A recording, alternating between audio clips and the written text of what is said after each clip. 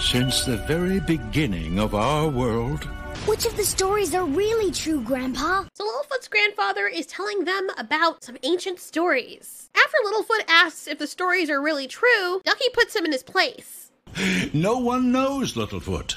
That is one of the great mysteries of life. Yeah, but shh, Littlefoot, please do not interrupt. Fucking, you are fucking. You fucking, you bloody, you bloody bastard bitch. Fuck you. Bloody fuck you, bloody. Fucking mother bloody fuck bitch! And then Gourmet continues and says all the herds of dinosaurs, 3 horns, and everyone started coming across the land. And that's when we meet Dana and Dinah. These androgynous looking 3 horns that are apparently Sarah's niece and nephew, or 2 nieces. I always thought they were 2 girls because one looks more tomboyish. Because I mean, one's name is Dinah and the other one's name is Dana. They're very feminine names. But I also find it interesting that they're more the same color or a similar color to that of the adult Triceratops, and they have their horns. The frick is the matter with Sarah? But we know it's not just Sarah because there are other young Triceratops like her that look like apricots. Dana, sweetie horse. Hush, you two, or Auntie Sarah's gonna be upset.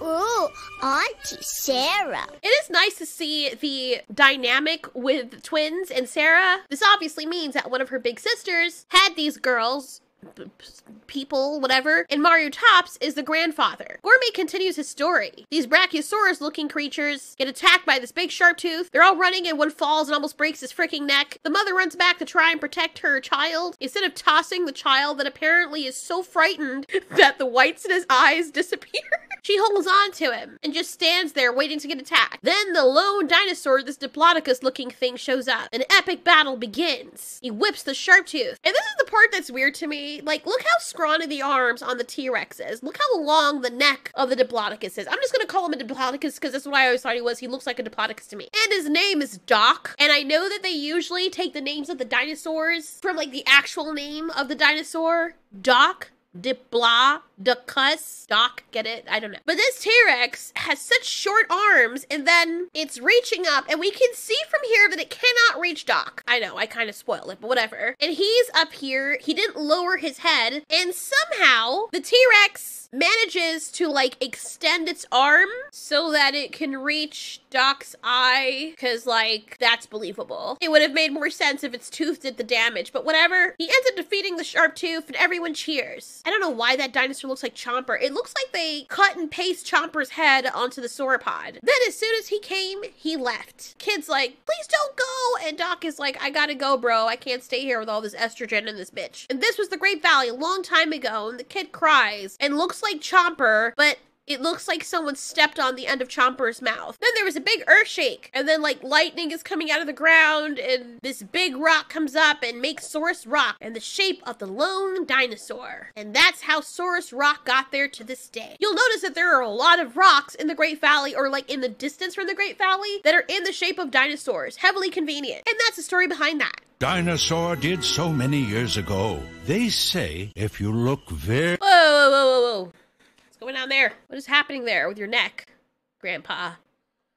Gourmet, what the frick is on your neck, bro? What the frick is going on? Why do you have a zipper on your freaking chest and neck? That wasn't there before. Scrotum. Awkward. Anyway, Gourmet tells Littlefoot that there's a circle of teeth around Saurus Rock, and those are probably the same teeth that came from the dinosaur, from the T-Rex that he defeated a long time ago. So Gourmet then adds in that if anything ever happens to Saurus Rock, bad luck will descend upon the valley. I wonder if that's foreshadowing for what will happen later. Just then Magor comes, and she's all upset, and she's like, are you filling the kid's head with nonsense again? I've also taken note that his neck zipper is gone. I know I was Why do their mouths look like an air mattress? Like, you know, since it's getting late, everyone goes home. Now they both have it. What in the ass? Then Littlefoot has the cringiest dream and imagines himself being the lone dinosaur that somehow at his current size, he sends a sharp tooth hopping away with the lick of his tail.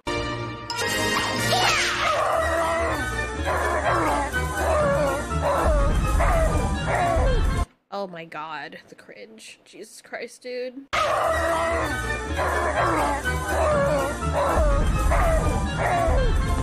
I wish I could unsee that. Like, when I first saw it, it wasn't even funny to me, it was just annoying.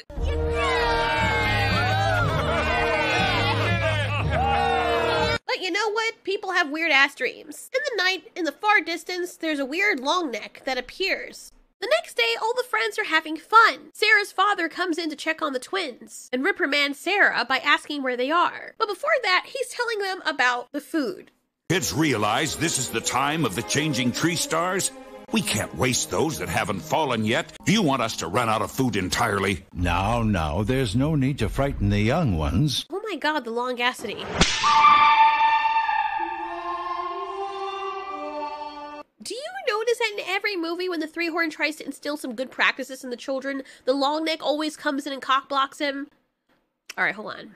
That's not the right word to use in this case. Okay, that's not the right usage of the phrase, but seriously, like, he's not saying anything wrong. Mr. Tops might have a little bit of a crass, abrasive way in the way he says things. However, he makes a point. He's trying to teach these kids how to survive, and if all the girls just suddenly disappeared the next day, these kids would be wasting food. Instead of the long neck, like, as slow as he moves, he is like lightning and can teleport to the location when the three-horn is trying to teach the kids proper survival techniques. It's so annoying because every time he does it, Gourmet intervenes. But when Gourmet is disciplining Littlefoot, nobody says anything. So Sarah's mad at the twins. By the way, look at Sarah. Real close and hard. Look at her big, fluffy, apricot-looking head. See that cantaloupe? See her eyes? See her eyelids? I know it makes no sense why I'm saying this, but it will. It will in a later review, because in that later review, it drives me up the wall. So everyone's like, what are we gonna do now? Now we can't play. And Littlefoot's like, let's go play the lone dinosaur, because he's like obsessed with this long neck person. Sarah's like, I wonder who gets to be the lone dinosaur and who gets to be the sharp tooth. And they make Sarah the sharp tooth, because she's big and mean. While they're all playing and having fun, which I absolutely enjoy, I love incorporating that to my stories too, because it's very cool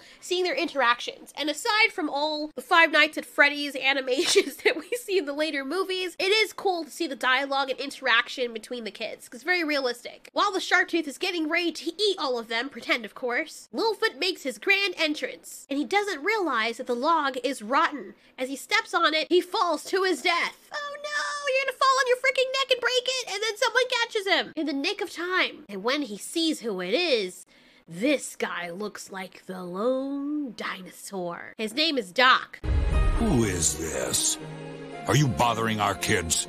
Daddy, no. Daddy, chill. Daddy! They tell Mr. Tops that he saved Littlefoot. And I do appreciate that Mr. Three-Horn comes in and he's like really protective of the kids. Megor comes in seeing all the commotion and she asks if Littlefoot's okay. Megor and Gourmet welcome Doc. Also, do you look at Gourmet? Do you look at him? Do you see him? You see him? You see the top of his lip and you see the bottom of his lip, right? I know this makes no sense me saying this, but it will. It will in the next review. I also like Doc's voice. He sounds very familiar, but he has this old Western type voice. It's very sultry and rough, like he swallows sandstone and lizards for breakfast. Just passing through. And then this is the part I freaking love, my guy. Oh my god, I love this part so much. So, I love it. I love it. So, Mr. Three-Horn's like, wait, hold on. Eat our food? Stay as long as you like. Where's his herd? Why is he the only person here? We don't know this person. He might be some, you know, something that likes to prey on little children. We don't know who he is. So he's like, I say we send him on his way. And Mr. Three-Horn looks all intimidating. Sorry. And then when Doc comes into the picture, sorry, why the frick am I screaming like this? Sorry, it's so hot. Not hot, but I'm sorry. Loner. Mighty suspicious if you ask me. I say send him on his way. You sure you feel up to it, friend? Well, that is, Yo, Doc! Oh, snap! Crunch! The way he oh my god. Oh my god, that was, oh, damn! That was freaking amazing. I've never seen in this franchise up until this point a long neck talk like that. They always make long necks look all soft and squishy. But Doc? What, Doc? First time I saw this, it was a long time ago, but that was the impact. That was the one thing I remembered about this movie. The one part of this movie I remembered out of everything else. I didn't even remember Saurus Rock. I just remembered Doc making Mr. Three-Horn shit his pants. Send him on his way. You sure you feel up to it, friend? Damn, Doc. Yes. Yo, who's that guy that plays 007? Oh my god, Craig, Daniel Craig. I don't think it's him, but he kind of puts me in mind of that, but in a way cooler way. Look how sultry this guy looks. This guy has he's probably the guy from that story that Gourmet was telling in the beginning, and he's probably busted some caps and some sharp-toothed asses. He's not afraid of no three-horn. He could, like, slice him in half with his freaking tail. Well, that is... He wasn't expecting it. It took him so off guard. Mr. Chops was like, shit. Oh, well, shit. So he doesn't want to offend this guy because he's like, nah, I don't want to mess with this guy. I know who to mess. As their saying goes, don't be no for frightened. So you don't want to mess with someone who you don't know, who is not afraid of you. That's terrifying. Mr. Chops, however, lets the Longnecks know that it's a time of the changing tree stars, probably around fall. It's when they have less food. And he let them know that Longnecks eat a lot of food, which they do. Longnecks always stick together instead of... What's wrong with sticking together? You tell people to do that all the time. What the frick is wrong with you? So Gourmet. So Gourmet tells him, don't worry about Mr. Three-Horn. He's like that with everyone. He's a good sort once you get to know him. Don't know as I want to stay that long. Sarah's the only person not laughing because they're like insulting her father, and I can't even blame her. Littlefoot is really curious about Doc, who stays away from everyone and eats by himself. He starts to notice things about Doc as well, like that big scar running down the side of his face. Doc also does this cool Diplodocus trick with his tail where he whips it, and I'm like, is that really that necessary? If your tail from behind you could have reached it, would your neck not have done the same? But whatever. While everyone's playing in the bubbling mud area, which is very fun to see them playing, by the way. Oh my gosh, I love making up games for the characters to play. Littlefoot comes in later. The twins tackle Sarah, and she ends up telling them to get lost. Ducky reprimands her, which is so cute. And look at Spike and Petrie, too. They're like, why are you so mean to those kids? Leave me alone, you little pests. Get lost!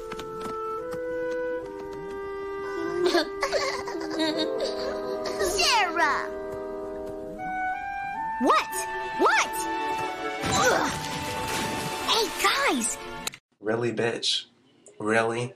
Littlefoot is such an asshole. I'm pretty sure he knew he hit into Sarah and pushed her aside. You can't be that brain dead and so freaking full of yourself that you don't at least apologize to your friend for pushing them. I would have taken my three-horn ass and bumped his face right back into the mud. I guess it's supposed to be funny because Sarah finally snapped and lost it with the kids, which you can understand because they are a little bit much. But Littlefoot needs his ass kicked sometimes, seriously. Hey, guys! Guess what?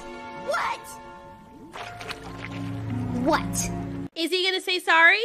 I just figured out. Bitch! What? Oh! Shove it in your freaking mouth. That's right, eat it! Anyways, Littlefoot tells his friends he knows who Doc is. He's a squinty-eyed old longneck with no friends.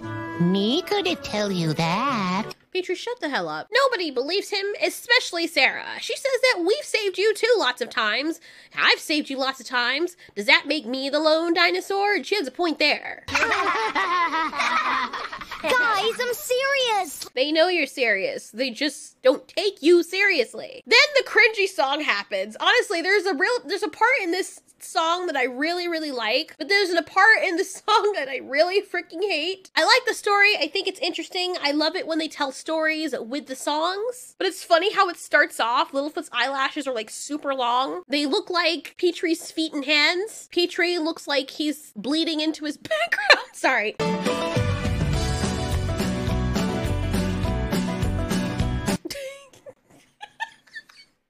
I'm sorry. It's just the way he looks. Jesus Christ. The animation has gone downhill. So they tell the story of the lone dinosaur and how he was born. Dinosaur. Love the harmony, though. And this is the part that I love. This is the part I absolutely love, right? Petrie's not my favorite character, but man, the guy who voices Petrie is obviously some Western type dude, because this was the only song that Petrie ever sang up to now where it made me like, damn, Petrie, damn, I want to lick your wings right now. Not in a, like, that way, but, you know, like, kind of. Whenever times are frightening, he'll be there to fight the carnivore.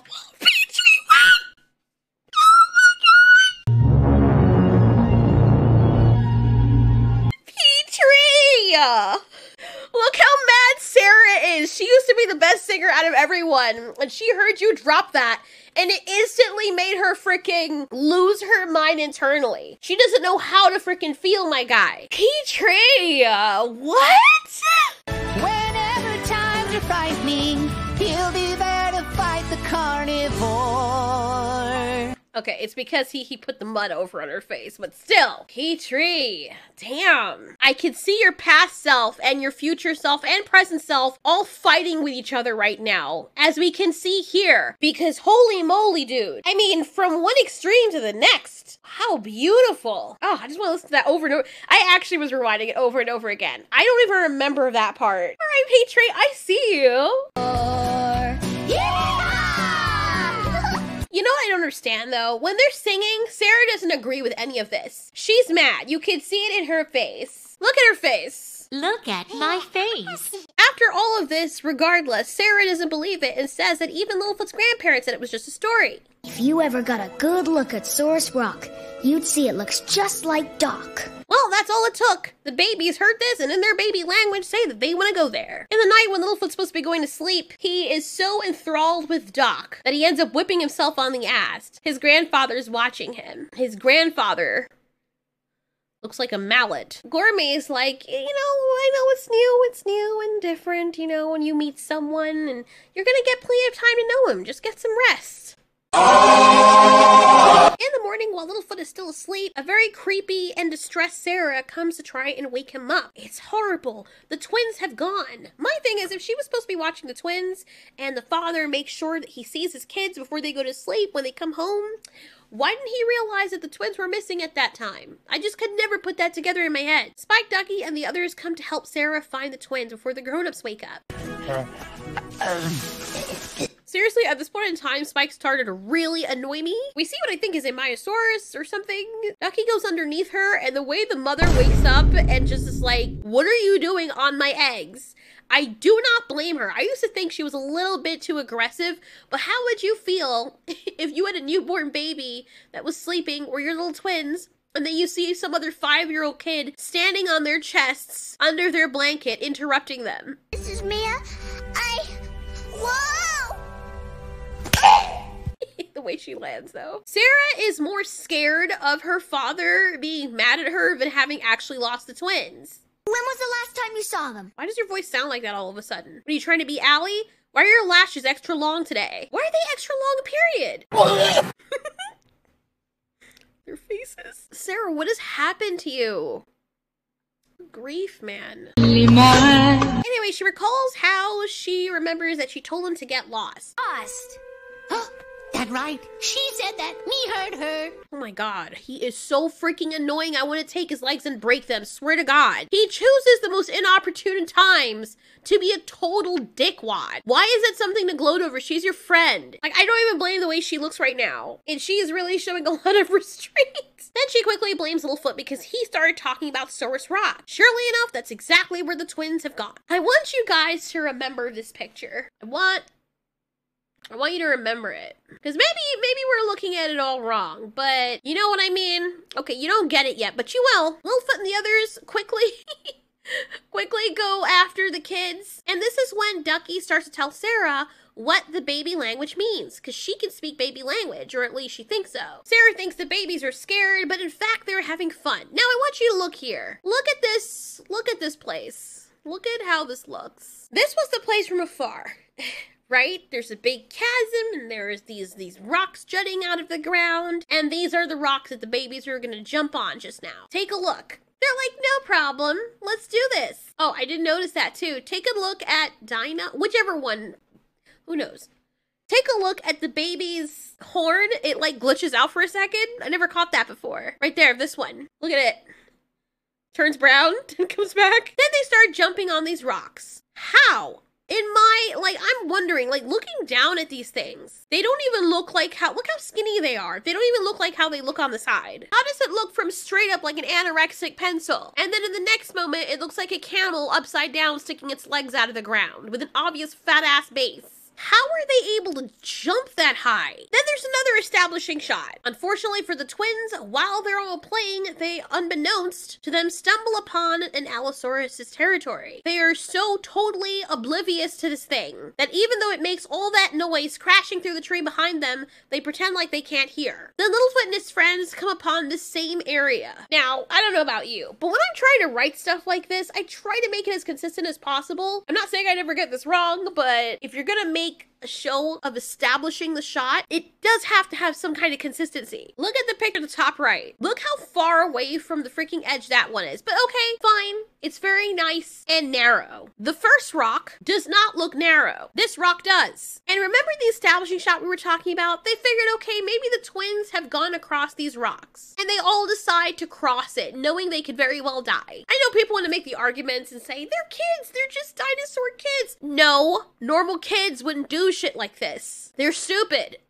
Let's just call it as it is. As much as I love Littlefoot and his friends, they're freaking crackheads. Because again, here's the establishing shot. And from what I can see, they're coming from here. You could walk around. You could walk around. It may take a little bit longer, but you won't have to risk falling to your freaking death. It doesn't make any sense. They even make a point to show you in the establishing shot that you can easily walk around. Isn't that odd? And somehow all of them look much closer now when it's like close up. Now they're not as far as they were before when the twins were jumping on them. Look how close this one is. Littlefoot jumps on this and she's like, oh, this is really fun. Look at Sarah. But the rock they landed on, which was the first one, all of a sudden is much broader now.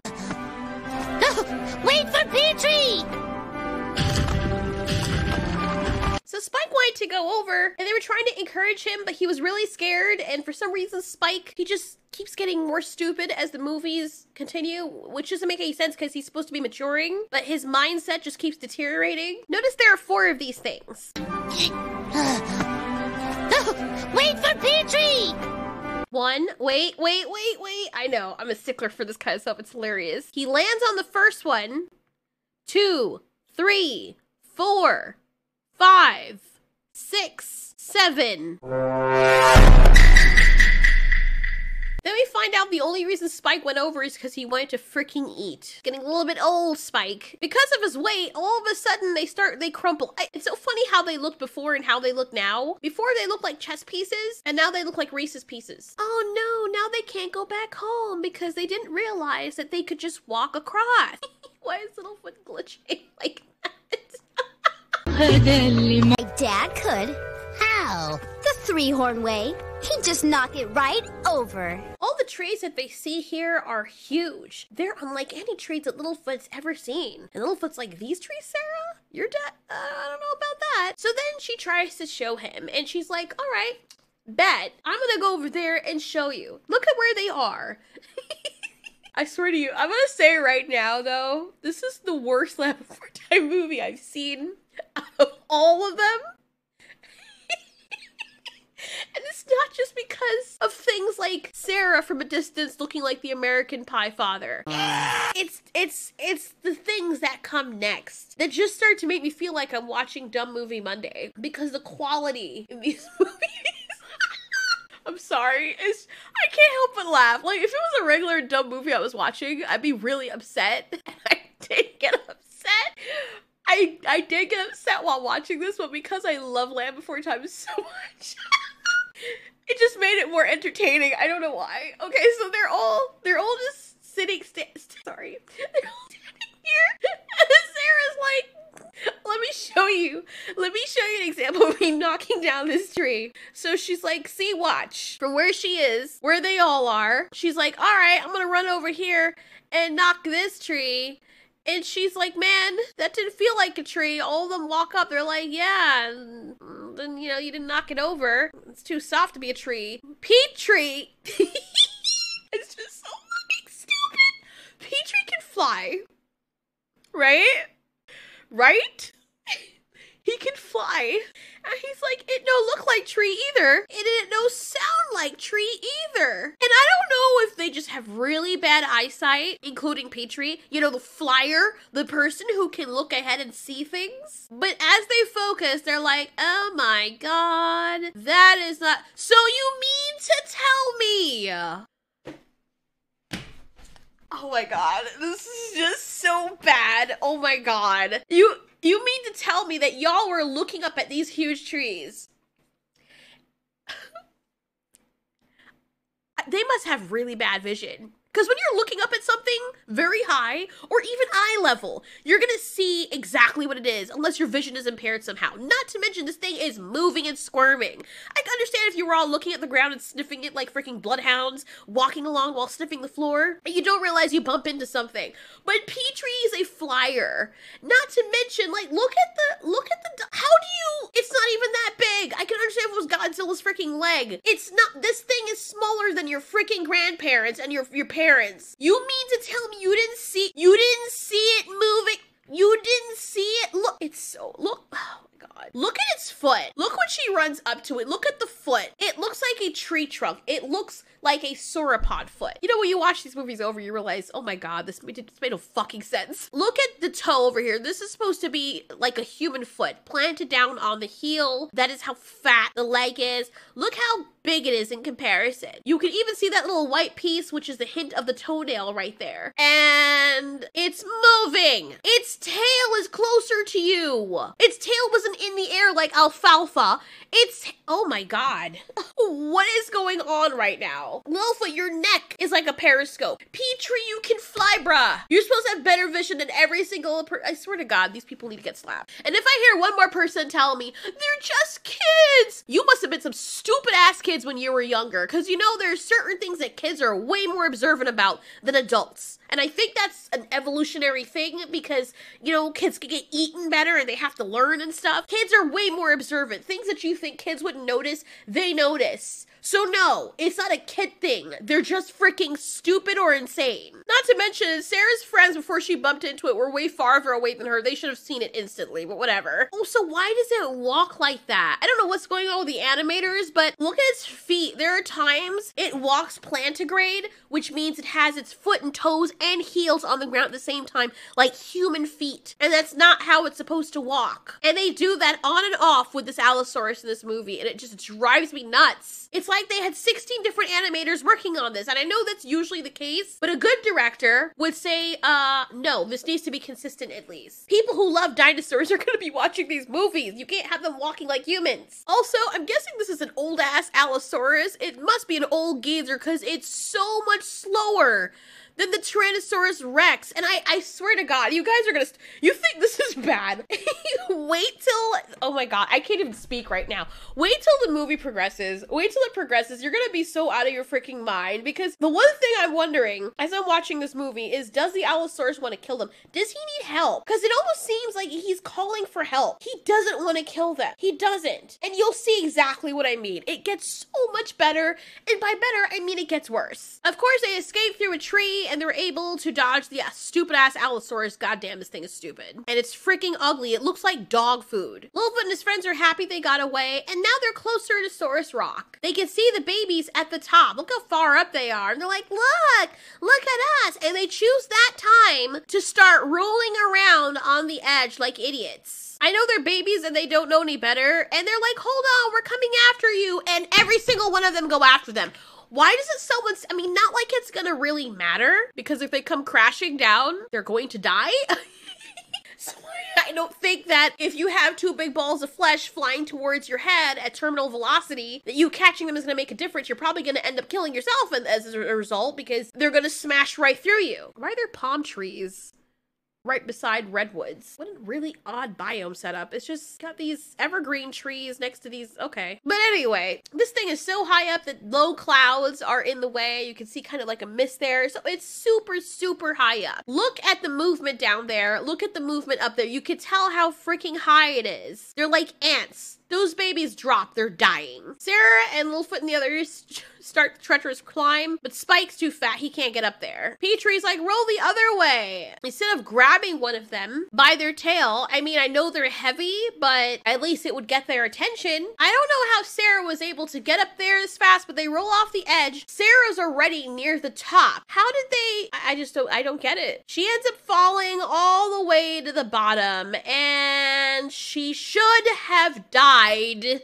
Sarah and the twins should have died. That rock should have been blasted to smithereens. Again, look how high up they are. Oh my God, this is great. This little speck right here, those are the babies. This little speck right here, that's the group of friends. They should have fallen all the way over the edge right down there. And even if Sarah's okay, Spike is over here. Sarah, how did you climb up that freaking fast? Well, okay, they climbed up fast, whatever. Twins fall, and then they all shoot over here somehow and fall straight down while Spike is over here and somehow are able to fall out. Like, it doesn't make any freaking sense. But it's a cartoon. It doesn't have to make any sense. I would argue that it has to make a little bit of sense. Sarah is very mad at them, understandably. Anyway, they start the trek back home. Sarah then blames Littlefoot because he was talking about Saurus Rock. So we bye-bye. Bye.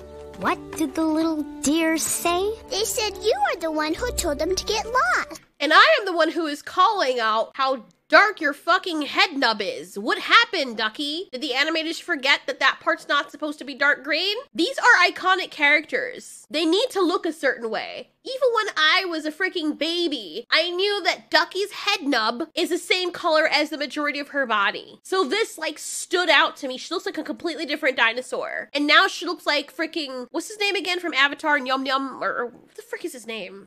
Nyan Nyan? I gotta look it up. I'm sorry. I don't know why it just flew out my head just now. Wow. I just looked it up. Aang. I was way off. I'm sorry. But anyway, yeah, she looks like Aang. But instead of the arrow going down towards his face, it's now like coming off the head. She looks bald. Look at that. Like, stop. Can you not? I don't care if it's continuity error. Like, I cannot be the only one who is annoyed by stuff like this. It's annoying. Anyway, Sarah's like, y'all better not tell Grandpa Three-Horn or else. Then we get the part where it's just another stupid thing. Also, look at her eyes. You see her eyelids, guys? You see them eyelids? I know, it sounds crazy. Take a good look at her eyelids. See how they're the same color as a little circle that's around them? Okay. Because that makes sense, right?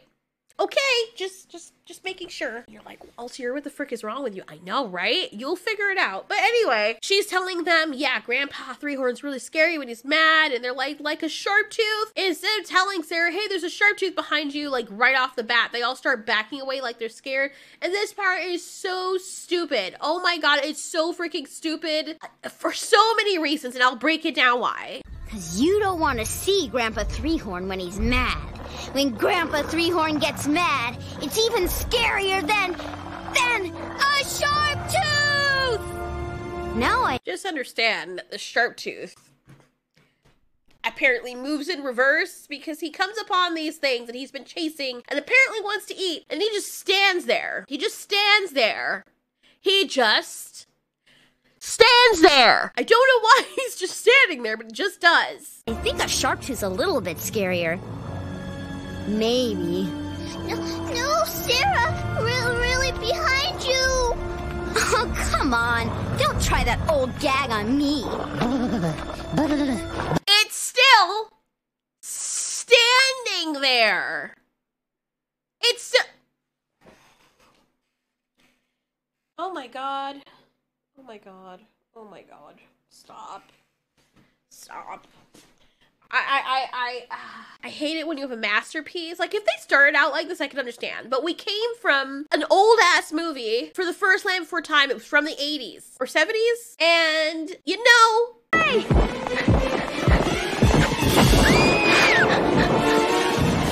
He's actually trying to get them. He's trying to get them. And even if you wanted to take off the suspense from the first movie, like they did a little section there when he was right upon them, you could hear the footsteps. I mean, the sound design, the tension. I mean, good grief. This shark tooth chase felt like they were actually in danger.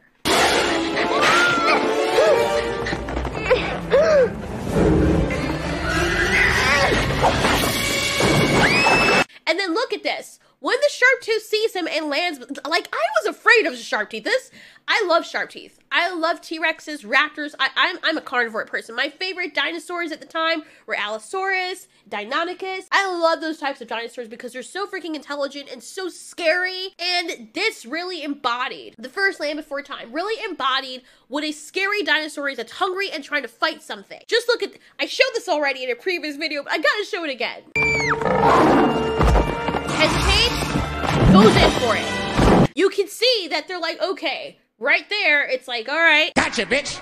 And then he gets slapped away. Then we have this scene with Ducky at the end of the movie where she's supposed to be bait. And this again makes me believe that the shark tooth is scary, that it will kill them if it gets them.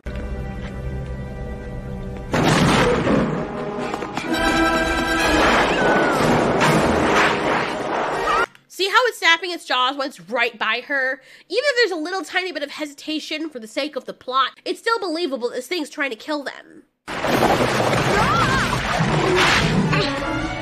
And it's only because he can't reach it. Look how brave Petrie was, by the way. This was the first freaking movie. I'm sorry. I know I'm getting passionate. But this was the first movie, my guy. This was the first movie. All the character development that you needed was in the first movie. Look how brave Petrie was. He was able to pull the thing's eyelashes. He was able to help pick Ducky up. He was able to do all these things, and apparently now that he's older, he just forgot that he could do. Sarah is the only one that seems to have held her actual character. Littlefoot's just as stupid and painfully naive, and Sarah is still strong and proud. Apparently everybody else forgets that they're really good swimmers and they can freaking fly.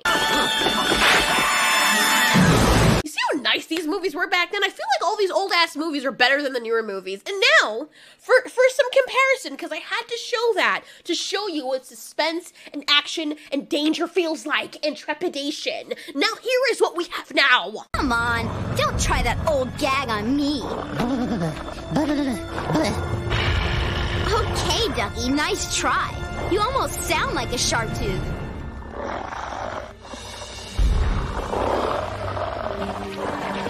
Oh my god! Are you— Stop it. Get some help. I'm sorry. This movie drove me so much crazy. Oh my god! Why are you doing this? It's not f***ing funny. It's not funny. Why are you Scooby-Dooing it up? I don't understand. What? We gotta stop doing this with cartoons. I know this is also an older movie, but holy shit, man. Look at the movie that started all of this, and now look at this piece of McDonald's dollar menu trash.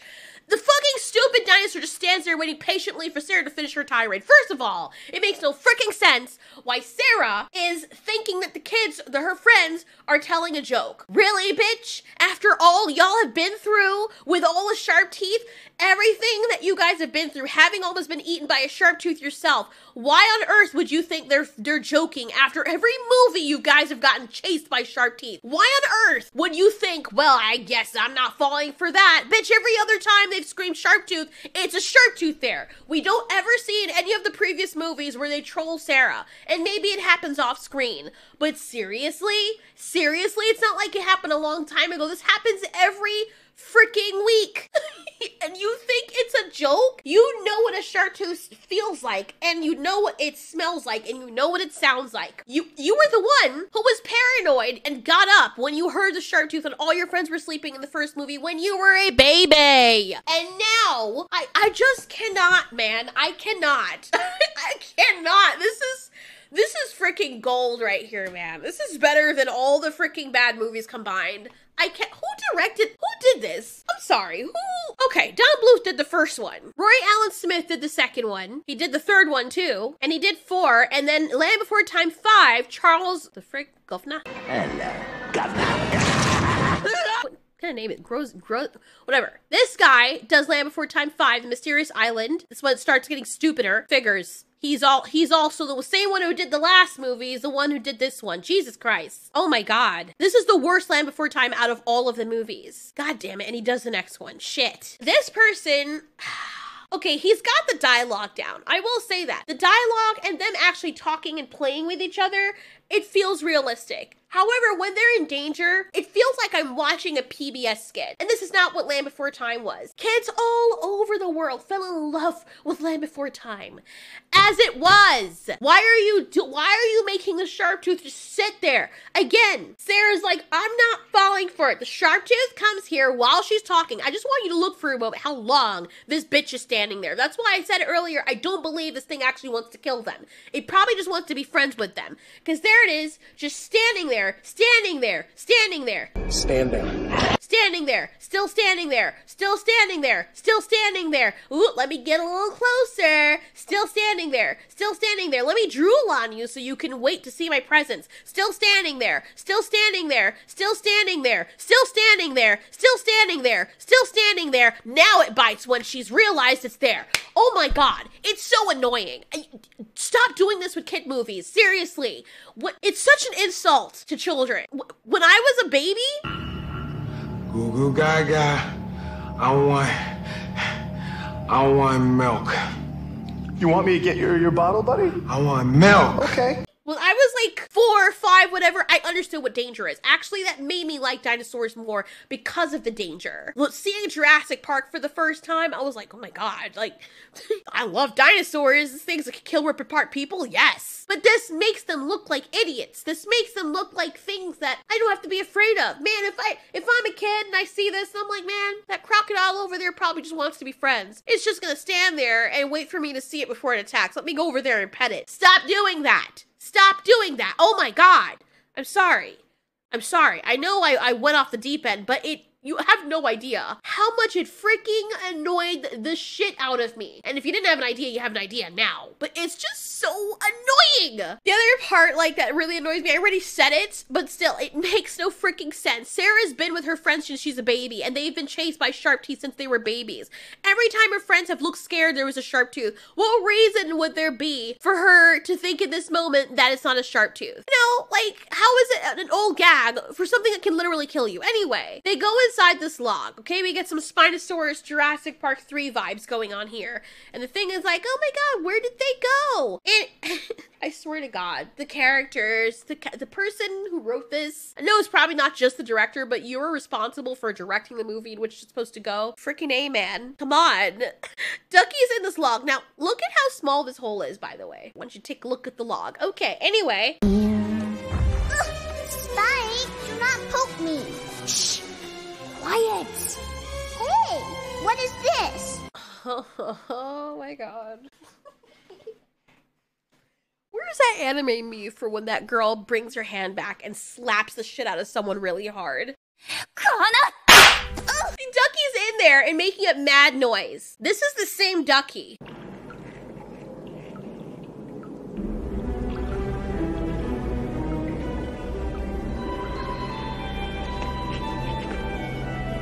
This is the same Ducky. This is the same Ducky that knows how to be quiet, even when she was supposed to be bait.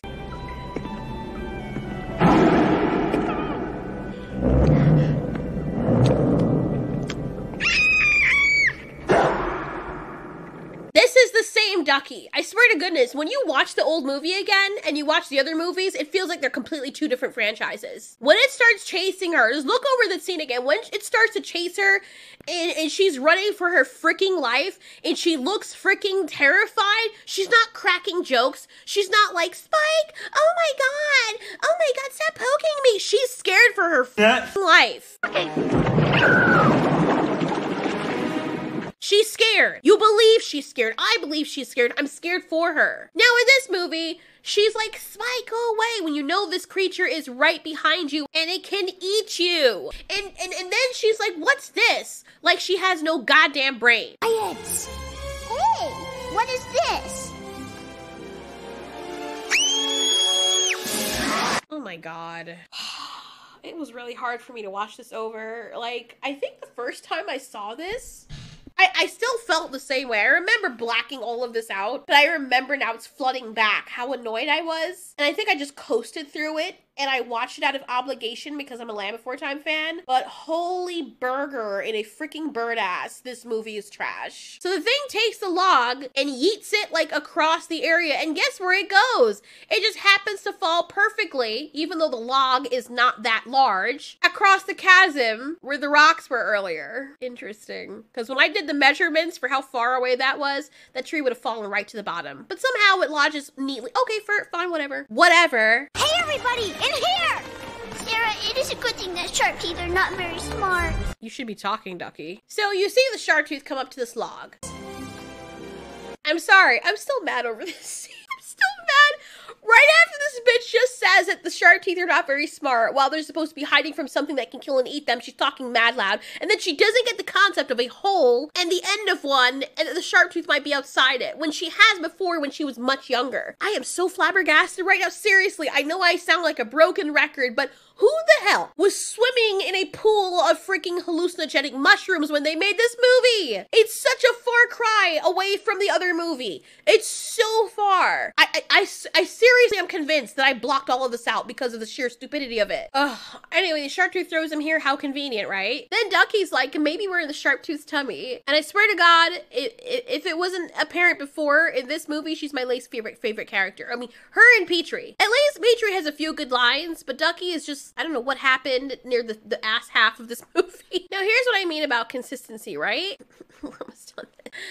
Oh God. Okay, so look at how small Petrie is. He moves towards this hole. He's like, oh look, a hole. We can get an idea how big it is when we look at Petrie and when he's standing right there. Hole's not that huge, right? Or maybe it's medium. Maybe if they squeeze really, really hard, they can get out of it. He notices that they're right across the chasm. Sarah comes out and she has a hard time squeezing out. Just trust me, this will be important later. Not really important, but just note it. She tells the twins to walk across, and they use this time to try and roll each other off of the freaking thing like they're trying to off each other. Seriously, they did a serious ass whooping. Ducky gets out and she is terrified because of how high up it is. I don't know why she's so scared, because she was totally fine hopping across those rocks that were way more treacherous than this actual solid object log. Do not like this. No, no, no.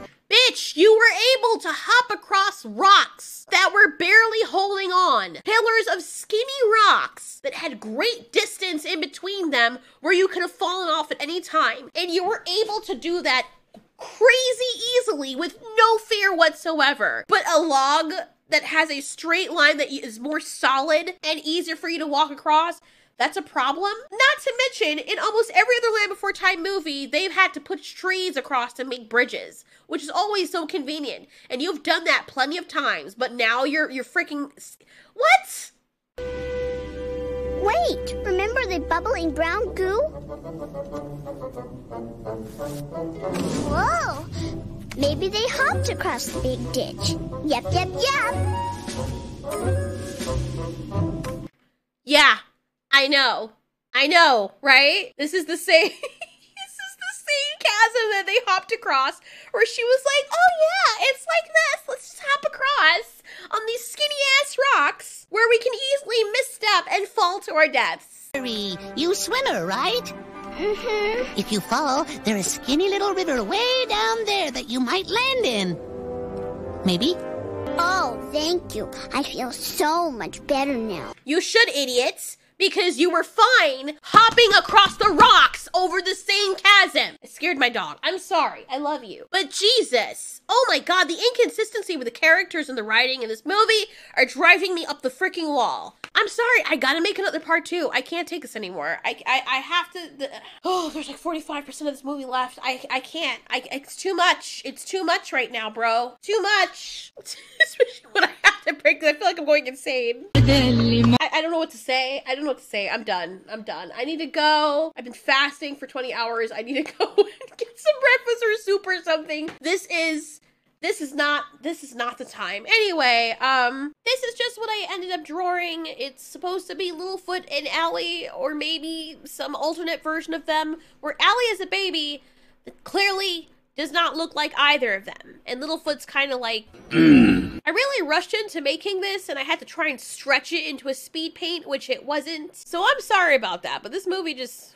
I did it after the movie, which was a bad idea. Yeah, thanks so much for watching. This has been Ultiori. You ask, we answer.